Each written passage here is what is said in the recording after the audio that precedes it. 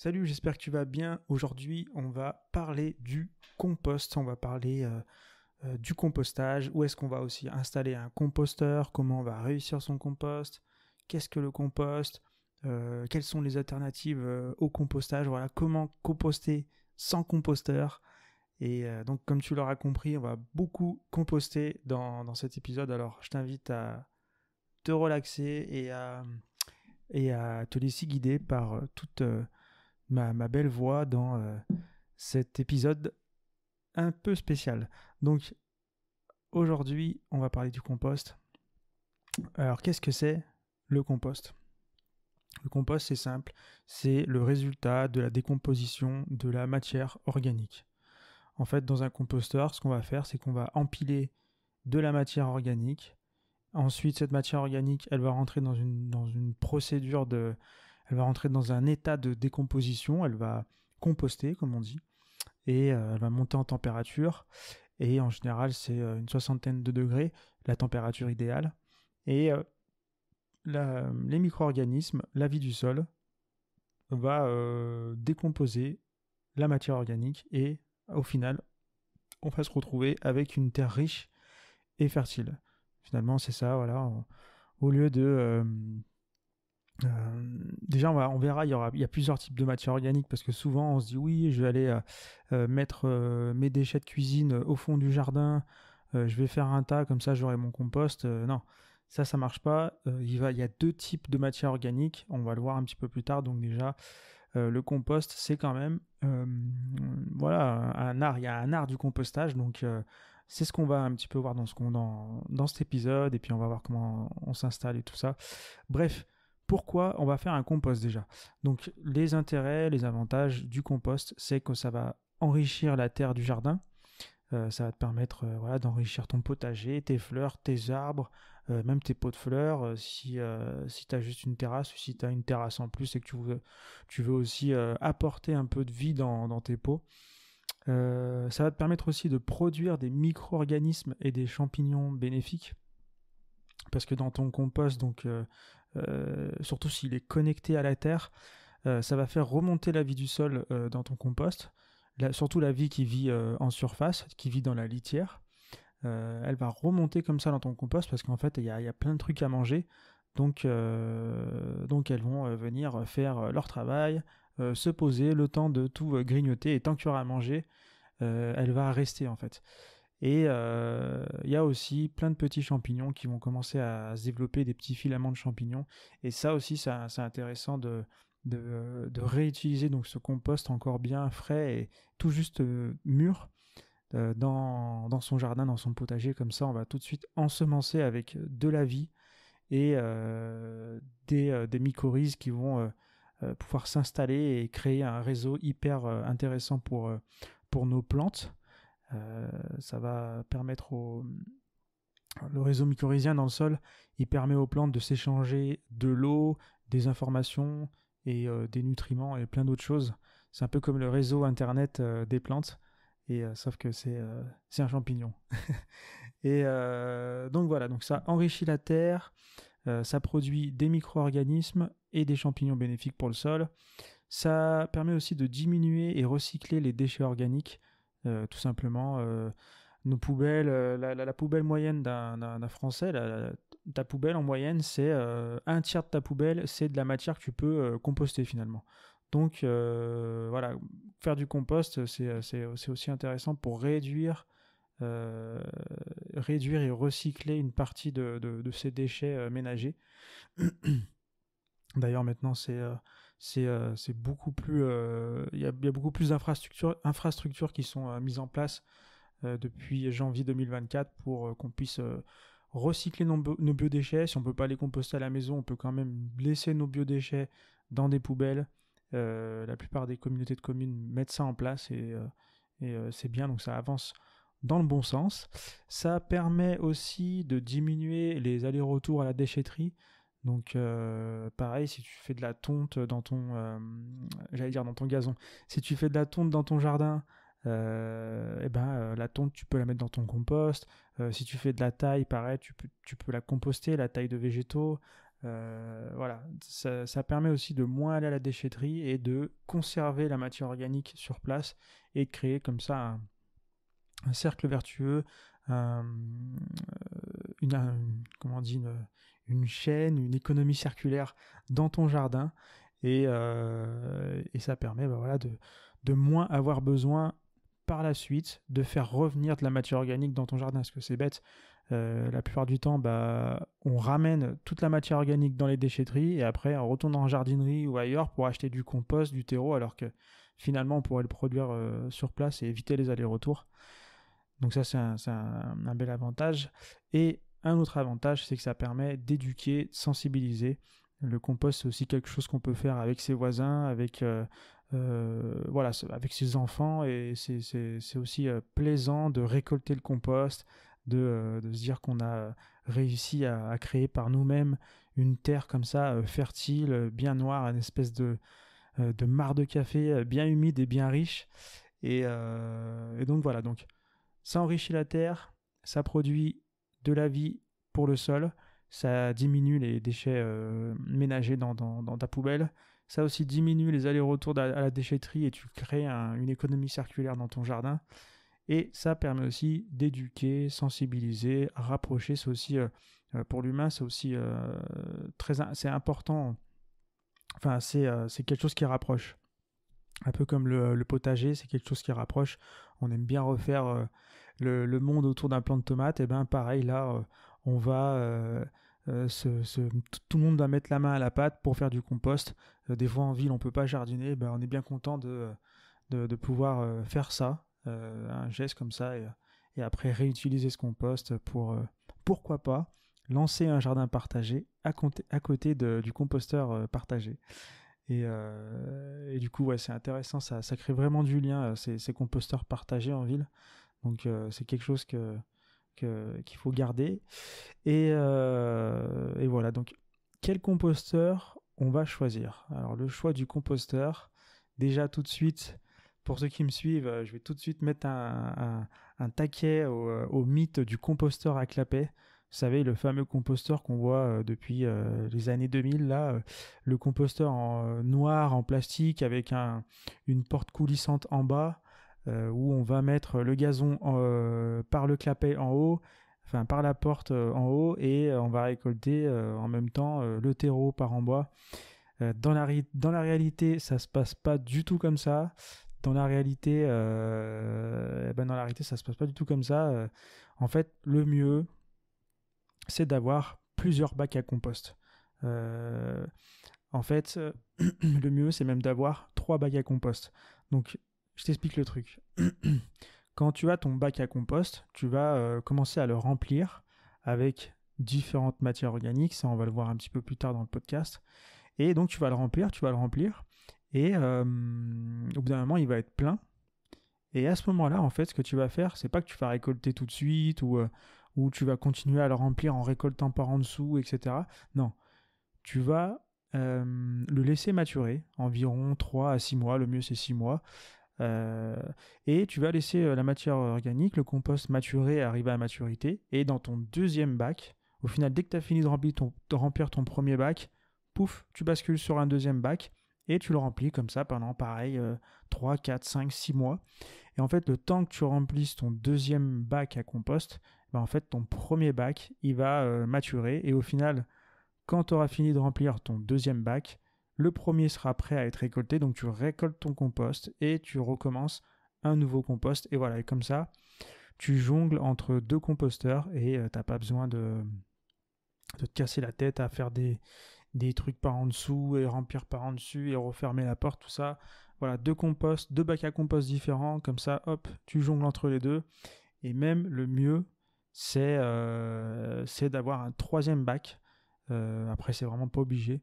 En fait, le but, c'est de justement pouvoir stocker la matière sèche. On va encore, on va en reparler dans ce podcast. Hein, t'inquiète pas, la matière sèche, la matière humide. Et en gros, voilà, tu as besoin d'avoir un peu de matière sèche. Ça va être des copeaux de bois, de la paille, des choses comme ça, des feuilles mortes que tu vas mélanger avec ta matière plutôt humide, le gazon. Et c'est bien d'avoir comme ça un autre bac où tu peux stocker comme ça ta matière sèche. Alors après, tu peux la mettre ailleurs, dans un garage et voilà, en fait, le but, c'est juste pour te faciliter la vie, d'avoir un troisième bac. Comme ça, c'est pas à côté, c'est juste à côté et tu as juste à rajouter à chaque fois de la matière sèche quand tu alimentes ton composteur.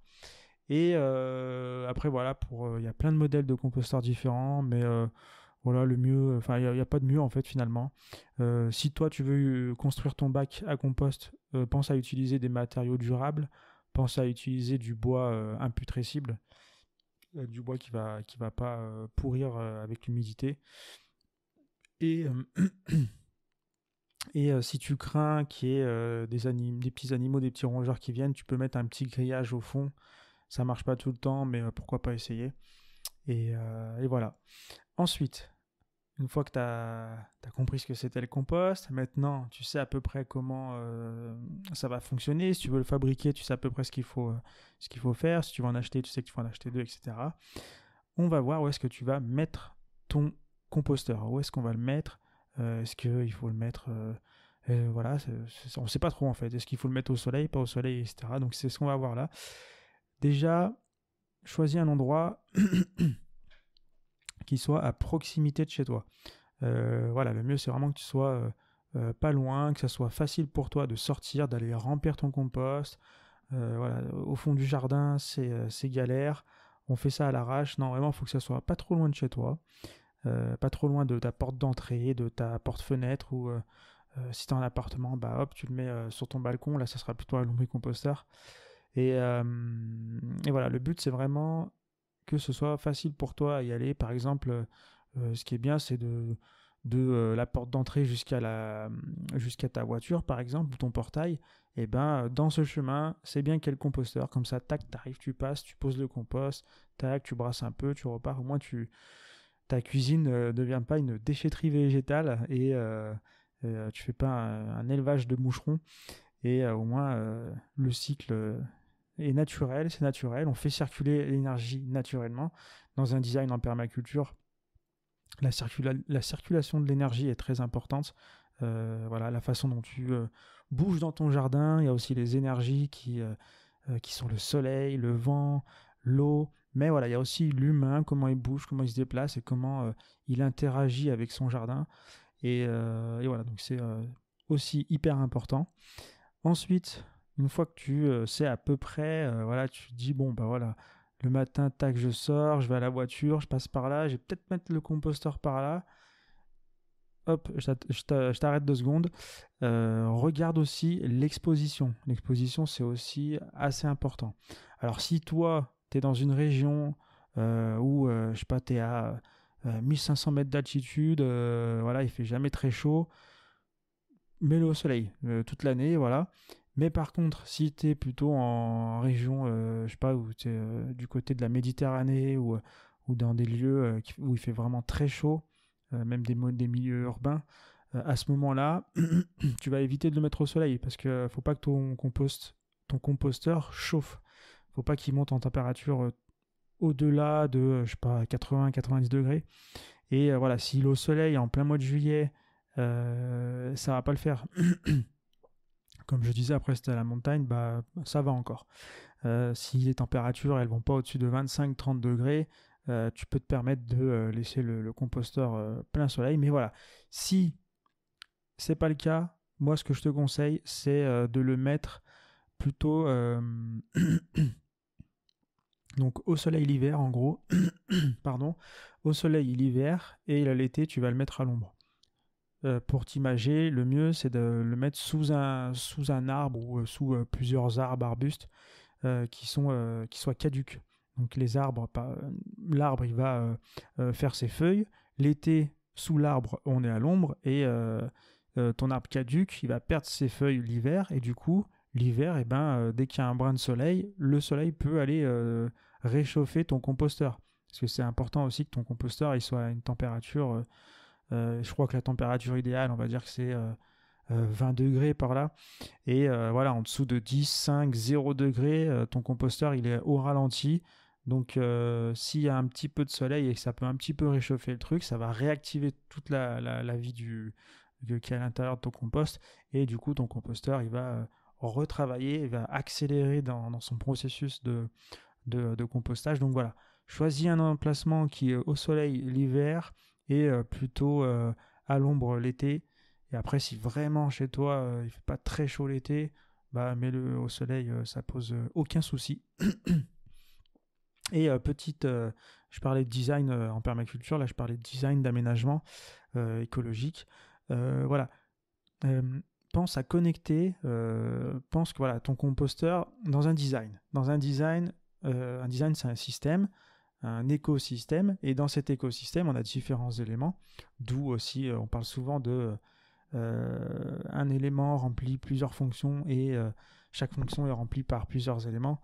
Voilà, quand ton composteur c'est un élément qui va être dans ton écosystème, bah, cet élément, qu'est-ce qu'il produit? Bah, il produit de la fertilité, on l'a dit au début, fertilité, il faut faire des économies de, de, de- d'aller-retour à la déchetterie. Mais voilà, donc, ce que je voulais dire, c'est il va produire donc de la fertilité, mais aussi de la chaleur. Donc, est-ce que toi, dans le design de ton jardin, dans le design de ton écosystème, est-ce que tu pourrais pas utiliser cette chaleur pour autre chose? Par exemple, je sais pas, essayer de voir si tu peux pas connecter comme ça cette chaleur, par exemple avec le poulailler, où il y a peut-être quelque chose à faire, tu vois.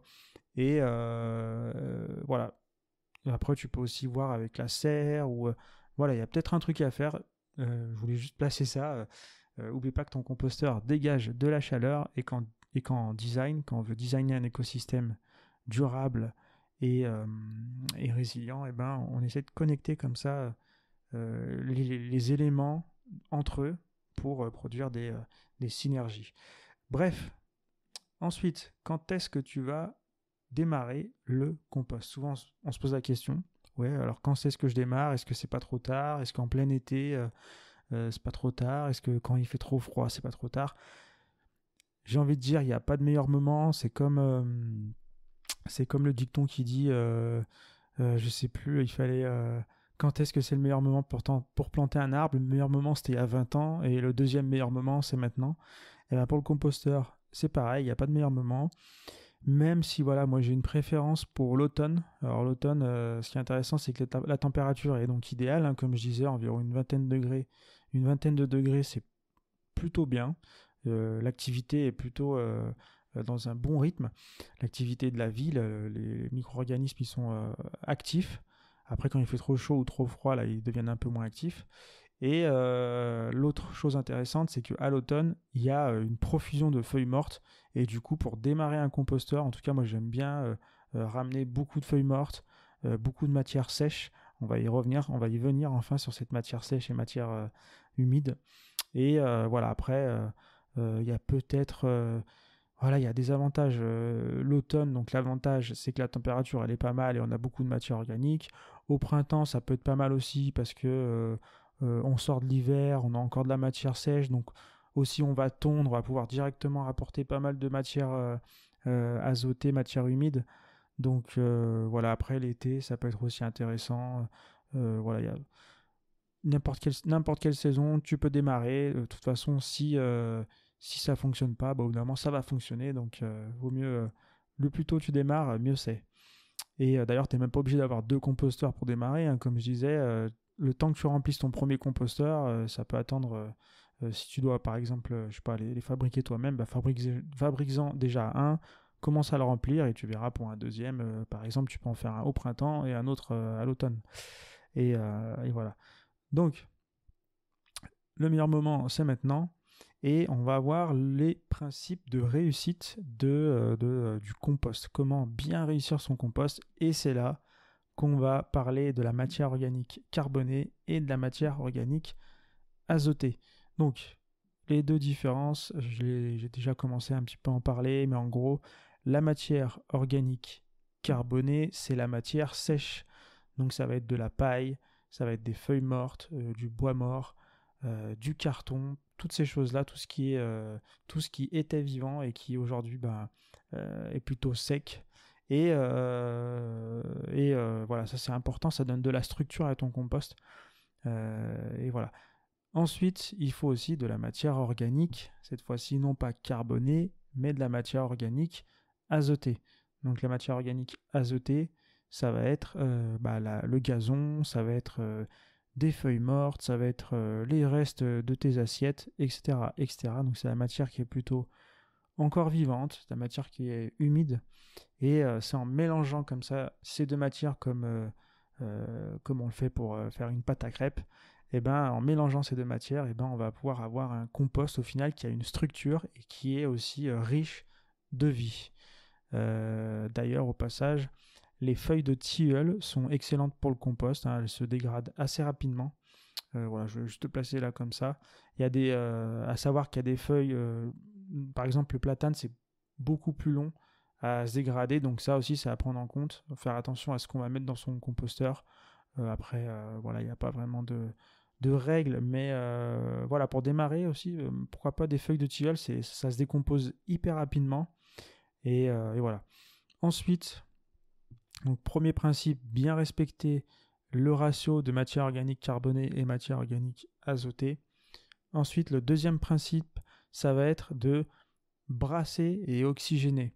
Donc, dans un compost, il y a, comme je le disais, des micro-organismes. Et ces micro-organismes, il y en a de différentes espèces. Et il y a aussi deux catégories différentes de micro-organismes sur lesquels je voudrais mettre en lumière. En fait, tu as les micro-organismes qui vivent sans air, sans oxygène, donc qui sont vraiment plus en profondeur du sol. Et tu as d'autres micro-organismes qui vont vivre avec de l'air, qui vont avoir besoin d'oxygène, qui respirent pour se multiplier, pour vivre, etc. Donc, dans le composteur, nous, on a des micro-organismes qui sont, aérobiques. Donc, ça veut dire qu'ils ont besoin d'oxygène. Et c'est pour ça que toi, si par exemple tu arrives et que tu brasses assez régulièrement, le mieux c'est même à chaque fois que tu remplis ton composteur, tac, tu mets un petit coup de brassage et du coup ça rapporte de l'air à ton compost et du coup ça accélère comme ça la décomposition et voilà. Moi ce que j'utilise c'est une sorte de petite serpe avec un long manche que je plonge dans mon compost. Au début, bon, ça va, c'est facile de mélanger, mais au bout d'un moment, quand il est bien rempli, avec cette serpe, je peux plonger jusqu'aux profondeurs de mon compost et remonter, juste en retirant comme ça l'outil, en fait, ça remonte ce qu'il y a au fond du composteur. Et en plus, c'est bien parce que ça va ramener du compost qui est dans une maturité plus élevée, qui sera, ça sera au fond du composteur. Au bout d'un moment, le compost, il est déjà prêt. Et du coup, si tu le remontes comme ça va bien brasser, ça va bien mélanger. Et ça va permettre d'avoir un compost de meilleure qualité au final. Voilà, comme je disais tout à l'heure, c'est un peu comme de la pâte à crêpes. De temps en temps, là, il faut un petit peu mélanger. Après, je sais pas, moi, je fais rarement des crêpes, mais voilà, c'est un peu le même esprit, quoi. Il y a un mélange à trouver et l'oxygénation, quand on vient brasser, ça fait aussi partie de tout ça. Après, il y a des outils aussi qui existent, comme des espèces de ressorts. Je crois qu'il y a des ressorts de camions poids lourds où tu vas tourner et ça va faire remonter la matière organique. Mais en fait, voilà, le but, imagine-toi, c'est comme une encre de bateau. Tu jettes un peu l'encre comme ça au fond du composteur et tu remontes, tac, tac, tac. Il y a des outils aussi, je crois, qui sont... J'avais déjà vu un outil comme ça, une sorte d'encre, mais j'ai jamais retrouvé comment ça s'appelait. Si tu sais comment ça s'appelle, dis-le moi en commentaire ou contacte-moi. Et voilà. Ensuite, ça me faisait penser, donc qu'est-ce qu'on va mettre. Donc, alors, je refais un petit résumé. Donc, les principes. Premier principe, un bon ratio de matière sèche, matière sèche et matière humide. La matière sèche, c'est la matière carbonée, et la matière humide, c'est la matière azotée. Premier principe. Deuxième principe, un bon brassage, de l'oxygénation mélangée. Ça aussi, c'est hyper important. Ensuite, l'autre principe, c'est qu'est-ce qu'on va mettre ou pas mettre dans le composteur. Alors, tout à l'heure, je parlais des micro-organismes. Alors les micro-organismes, il y a deux types de micro-organismes. Il y en a qui ont besoin d'air et il y en a qui ont besoin pas d'air, qui ont besoin d'être dans un environnement anaérobique qui n'a pas d'air. Donc, c'est la raison pour laquelle on va éviter de mettre dans notre compost des matières trop gras. Trop de gras, en fait, ça va faire une espèce de quelque chose qui va être imperméable et qui peut créer des poches comme ça où il n'y a pas d'air. Et c'est là où ça va commencer à putrifier, à sentir mauvais et ça va pas le faire parce que il n'y a plus d'air. Donc, bien penser à ne pas mettre de matière trop grasse. Après, c'est pareil, pas de d'éjection animale, pas de plastique, pas de déjection humaine aussi. On sépare les composteurs de toilettes sèches du composteur de l'autre composteur. Parce que les toilettes sèches, il faut attendre minimum 1 an, voire 2 ans, c'est mieux. Donc voilà, pas de matière grasse. Je crois que j'ai rien oublié. Hein, pas d'éjection, pas de plastique, bien sûr. Et aussi, ouais, je pense que c'est tout. Après, tout ce qui est viande, tout ça, après, voilà, avec parcimonie, mais ça se décompose aussi. Hein, c'est pas incompostable. En général, tout se composte. Hein, mais voilà. Bref, ça c'est l'autre principe. Ensuite, eh ben, finalement, on est bon. On est bon, on est bon. Et donc, je résume. Le premier principe, un bon ratio. Ensuite, une oxygénation et bien respecter ce qu'on met, ce qu'on met pas. Éviter les matières qui vont empêcher l'air de circuler dans le composteur. Après, sinon, tout se composte. Et donc voilà. Ensuite, comment on va lutter contre les ravageurs? Ça aussi, c'est un problème. Comme je disais tout à l'heure, on peut mettre des grillages au fond de son compost. On peut mettre des grillages et puis voilà, ça peut empêcher les rats, les souris, les mulots, les campagnols, les musaraignes de venir s'installer comme ça dans notre composteur. Mais voilà, parfois ils passent quand même, hein, ils trouvent toujours le chemin.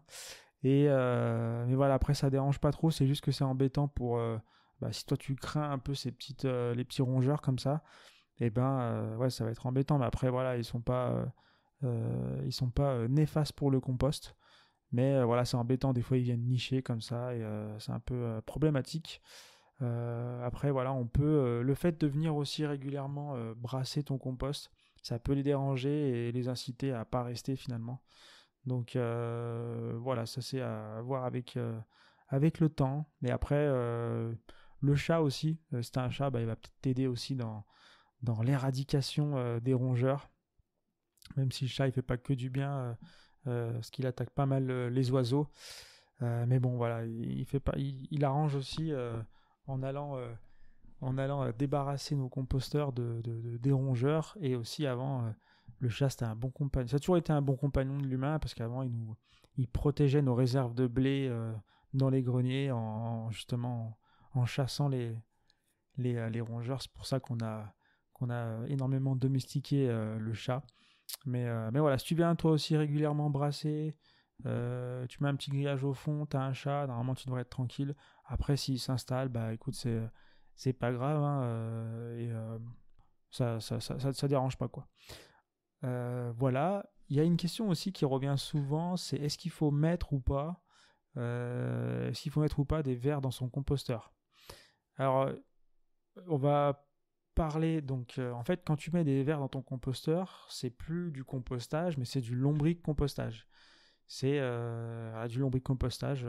Si tu es en appartement ou si tu as eu un appartement avec un lombric-composteur, tu dois savoir ce que c'est. Mais en gros, voilà, on n'est plus sur le même type de compostage. Déjà, c'est un compost ça va être du compostage à froid. C'est pas un compost qui va monter en température parce que c'est les vers qui vont faire la quasi-totalité du travail. Donc, c'est un peu plus rapide, un peu plus facile à gérer. Il y a moins besoin de brasser parce que c'est les vers qui vont brasser aussi en plus. Et après, voilà, t'es même pas obligé de faire trop attention au ratio de matière organique. Voilà, si tu mets un peu trop si tu mets pas assez de matière sèche, bah c'est pas grave, finalement ça va à peu près. Après tu pourras te rattraper plus tard. Mais voilà, après ce qui est intéressant, vu que le lombricomposteur, il va moins monter en température, ça veut dire que tu vas avoir une meilleure qualité des nutriments. Vu que Parce que quand il y a une montée en température, il y a des nutriments qui disparaissent. Et là, vu que c'est un compostage à froid, on va dire que tu vas avoir un résultat de meilleure qualité. Comme je disais, c'est un peu plus rapide aussi à se décomposer, hein. Et voilà, ça produit pas de chaleur. Mais l'inconvénient, c'est que ça prend pas. On peut pas mettre de viande. Donc voilà, c'est juste l'inconvénient. On peut pas mettre de viande à l'intérieur parce que les vers, ils mangent pas de viande. On peut pas aussi mettre trop d'ail, trop d'oignons parce que enfin toutes les plantes de la famille des Aliacées, on peut pas les mettre parce que ça prend pas c'est vermifuge, je crois, ces plantes là, donc les vers ils mangent pas ça, quoi.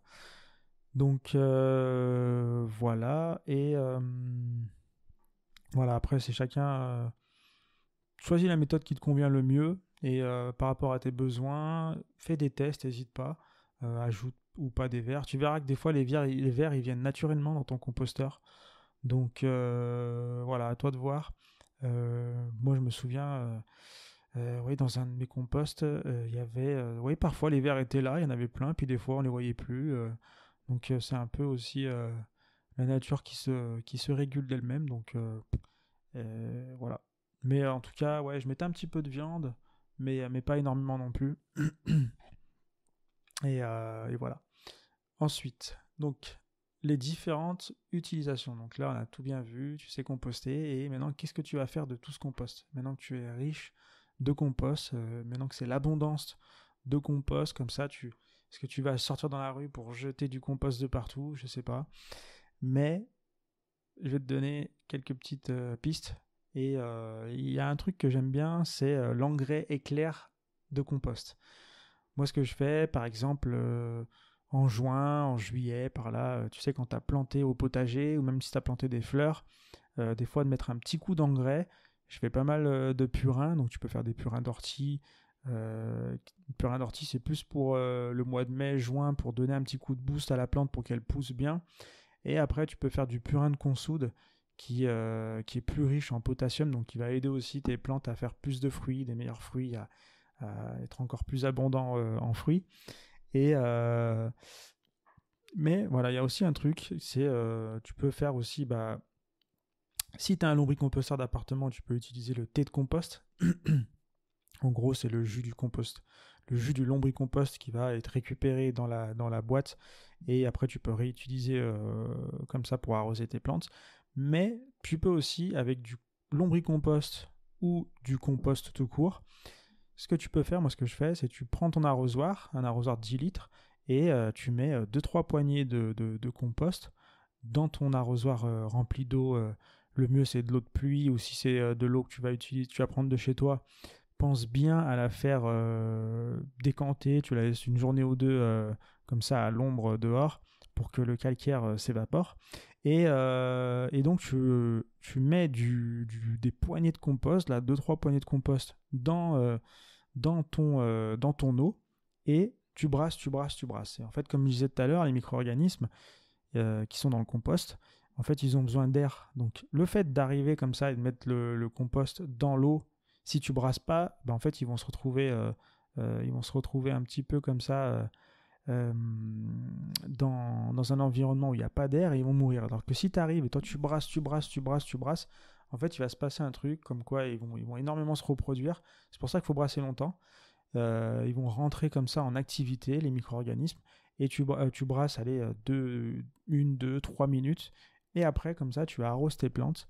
Et du coup, tu vas arroser tes plantes avec une eau qui est riche en nutriments et aussi en micro-organismes déchaînés comme ça. Et ils vont coloniser ta terre, coloniser tes plantes et les aider à se débarrasser de leurs parasites, à aussi avoir plein de nutriments à manger. Même le mieux, il y a une étude qui a été faite, dans un champ, je sais plus où, et en gros, eux, ce qu'ils faisaient, ils pulvérisaient du thé de compost. Donc c'est ce mélange comme ça là, où tu mets du compost dans l'eau et tu mélanges. Donc ça s'appelle le thé de compost oxygéné. Et ils utilisaient ça en pulvérisation foliaire, c'est-à-dire qu'ils avaient des pulvérisateurs et ils vaporisaient comme ça leurs plantes avec cette eau de thé de compost. Et le fait que cette eau soit directement en contact du feuillage, les micro-organismes, les nutriments, ils sont directement absorbés, ils sont directement au contact. Enfin, c'est beaucoup plus. Ça augmente vraiment énormément. Je crois que c'est 40%. Il y a une différence de 40%. La plante, elle grossit de 40% plus que s'il n'y avait pas eu le thé de compost. Donc c'est vraiment assez impressionnant. Après, c'était vraiment, comment dire, le dosage était ultra précis. Ils avaient fait plusieurs dosages. Donc en fait, c'était vraiment, je sais pas, au centilitre près.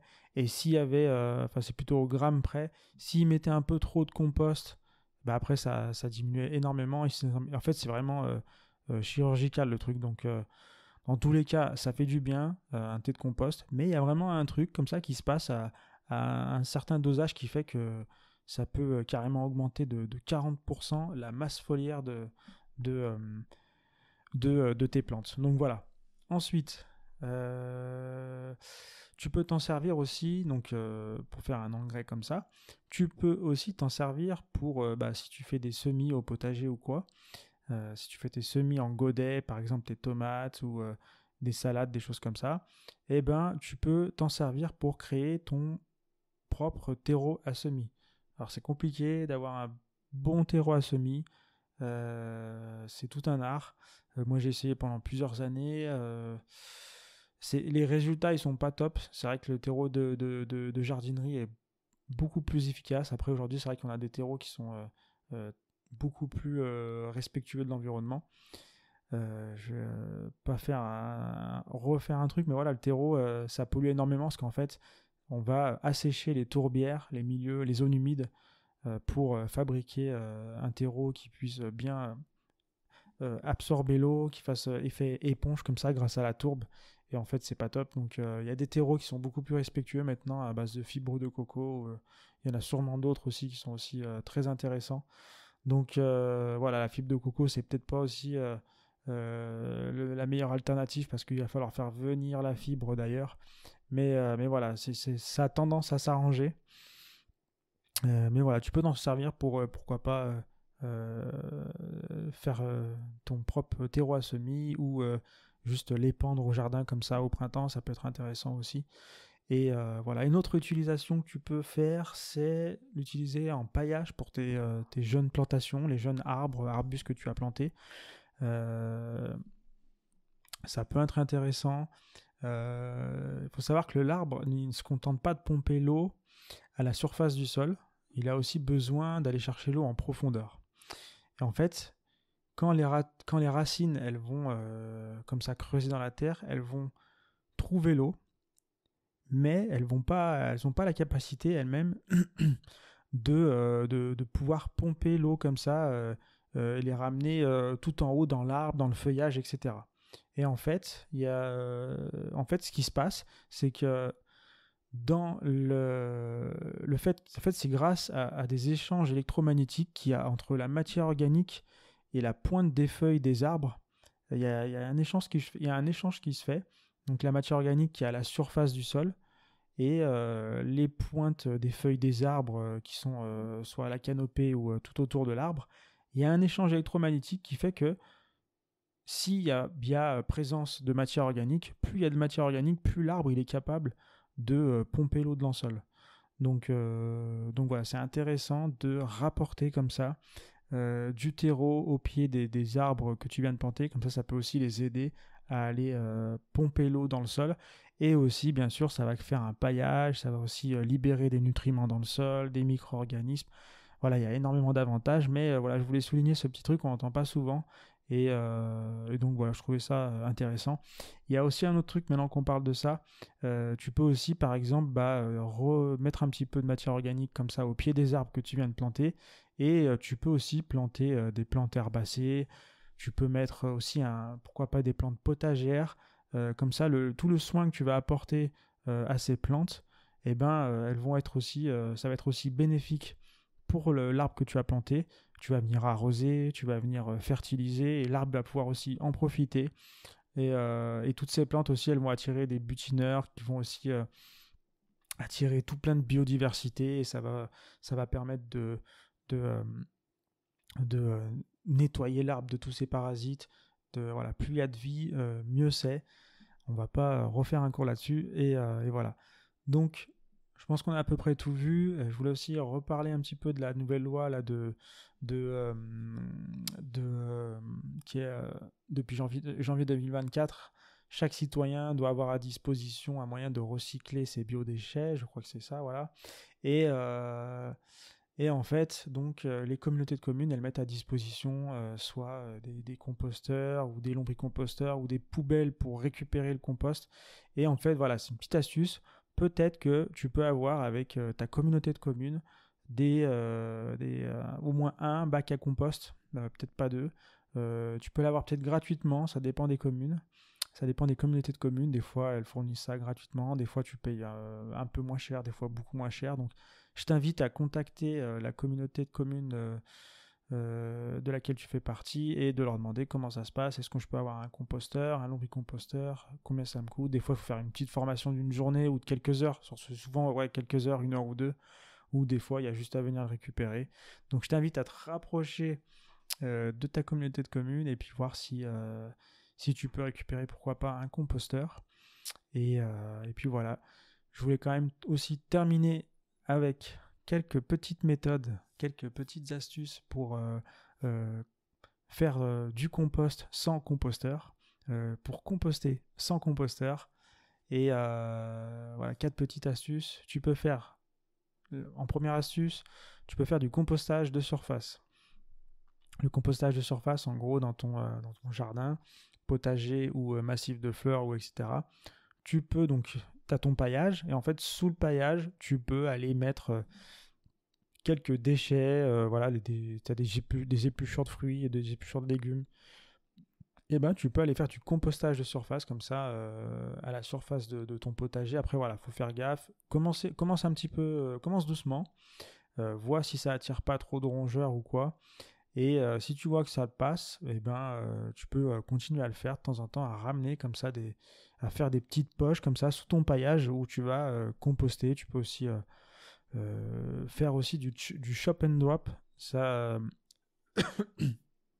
si tu fais du désherbage dans ton potager par exemple, et ben, tu peux couper une herbe et ben, la remettre comme ça à la surface du sol. Et voilà, ça peut être intéressant de faire ça. C'est le shop and drop. En gros, tu t'arraches ton herbe et tu la laisses sur place, quoi. Au lieu de la ramener ailleurs ou de la mettre, je sais pas où, tu peux la laisser soit sur place ou la remettre même sous le paillage. Et du coup, elle se composte elle-même sur place. Voilà. Après, tu peux aussi faire. Ça me fait penser à la tonte, aux tondeuses qui font du mulching. Ça aussi, c'est intéressant. C'est des tondeuses qui n'ont pas de sac, donc qui ont des lames, je sais pas, je crois que c'est des lames hélicodéales ou je sais pas trop quoi. Et en gros, c'est des lames qui vont faire, qui sont dire pas facile du tout à aiguiser. Je sais pas si ça a changé depuis, mais voilà, c'est des lames qui font en sorte que qui broient beaucoup plus la tonte, et qui font en sorte que la tonte, bah, elle reste sur place, et que ça fasse plutôt esthétique, quoi. Ça fait pas des gros andins d'herbe, mais voilà, quoi, ça broie bien et ça fait du mulching, comme on appelle ça. Ensuite, donc deuxième petite méthode de bonus de compostage sans composteur, tu peux faire du compostage hors sol. J'en parlais tout à l'heure, donc tu as le lombricomposteur que tu peux mettre directement dans ta cuisine. Tu peux aussi faire avec ça avec un bokashi. J'ai fait aussi, c'est intéressant. Le seul truc, c'est qu'il faut racheter à chaque fois. Je sais pas ce que c'est, je crois que c'est oui, du son de blé ou quelque chose comme ça, qui est ensemencé de micro-organismes. et que tu dois rajouter à chaque fois dans ton bokashi. Donc c'est un peu l'inconvénient, c'est qu'il faut à chaque fois il faut commander tu trouves pas ça de partout quoi. Et voilà, moi j'avais essayé de faire mes propres micro-organismes pour ceux qui m'avaient suivi à l'époque. J'étais allé dans la forêt, j'avais essayé de récupérer des micro-organismes dans du riz pour ensuite les transposer dans du son de blé. J'étais arrivé à les récupérer dans du riz, mais je suis pas arrivé à les conserver trop longtemps. Je crois qu'au bout d'un jour ou deux, le riz l'avait viré. Mais voilà, j'avais trouvé quelque chose, hein, et, je pense qu'il y a quelque chose à faire. Mais c'est quand même un sacré boulot de faire son propre ensemenceur de bokashi. Donc voilà, tu peux faire du compostage hors sol aussi. Tu peux faire en troisième méthode de la culture en lasagne, la fameuse culture en lasagne. Donc ça va dépendre de ton contexte. Si tu as un sol qui est plutôt compact, argileux, ça peut être intéressant de faire de la culture en lasagne. Après, si tu as un sol qui est... en gros, la culture en lasagne, c'est que tu vas faire un espèce de compost directement au sol et tu vas cultiver directement tes plantes à l'intérieur. Ça peut paraître fou, mais ça fonctionne. Il y a plein de vidéos sur YouTube. Il y a les bouquins complets aussi là-dessus, donc n'hésite pas à te renseigner. Mais en gros, voilà, tu peux faire un compost. Ne même pas attendre que ça soit fini de composter et bam, tu peux cultiver directement dedans. Il n'y a pas tout qui pousse, mais la plupart des plantes, ça fonctionne. On a tous vu des courgettes, des patates repoussées dans le composteur. Et bien voilà, c'est le même principe. Donc c'est hyper intéressant. Et quatrième et dernière méthode de compostage sans composteur, ça va être le composteur éclair. J'ai pas tous les détails ici, je te laisserai faire tes recherches, mais en gros c'est un compost que tu peux faire en 21 jours, à peu près 3 semaines.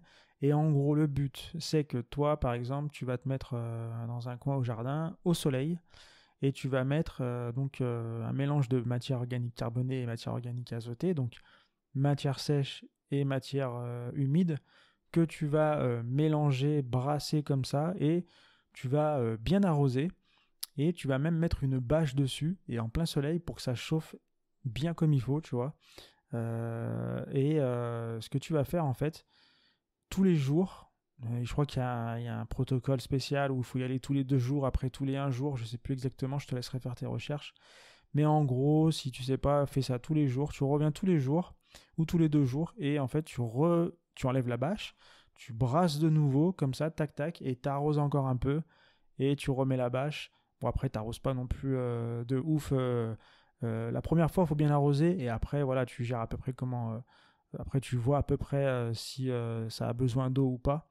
Mais voilà, si tu fais ça comme ça tous les jours, au bout de 3 semaines, paf, t'as un compost qui est réutilisable. Voilà, c'est pas mal d'énergie, mais ça peut être intéressant c'est intéressant à savoir, donc ça peut servir.